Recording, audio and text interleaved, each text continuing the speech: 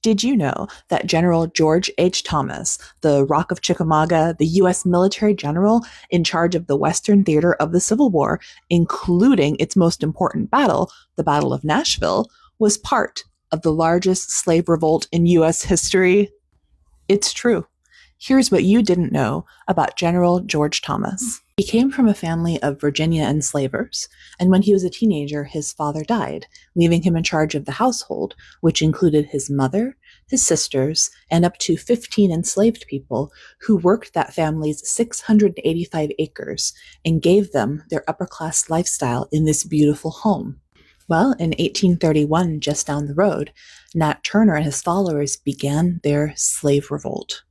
Turner and his supporters went from plantation to plantation, slaughtering all enslavers, men, women, and children alike. At the time, Thomas was still a child himself, and he made the decision to run with his family into the woods to hide.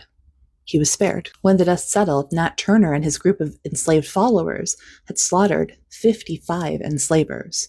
And in retaliation, the whites of Southampton County, Virginia, indiscriminately attacked enslaved and free blacks, killing more than twice that number in very public and very brutal ways. Now, I imagine that left its mark on Thomas, who escaped that fate.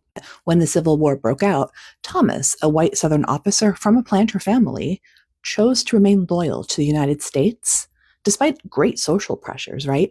All of his friends from Virginia left the military and joined the Confederacy. His fellow Northern officers were very suspicious of him, and his sisters, pure Confederate belles to the end, acted as if he were dead, right? And though the war and emancipation left them destitute, they sent back the money that he had sent for them, claiming that they had no brother. Now, here's where it gets interesting, right? During Reconstruction, Thomas acted to protect newly freed Americans from white abuses, supporting the Freedmen's Bureau, right? He set up military commissions to enforce labor contracts here in Tennessee and used his troops to protect places like the UNESCO Site of Memory, Fort Negley, as well as Black churches and universities from the KKK, which threatened to burn them down. Now, to me, these actions suggest that Thomas was a lot more complex than anyone gave him credit for, right?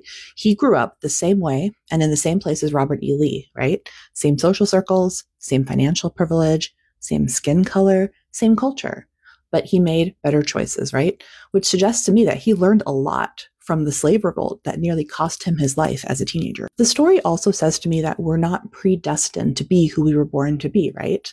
We have free will, and if we can maneuver around the guilt that other people suggest that we should feel, we can come to a place of taking responsibility for what's wrong and then doing what's right.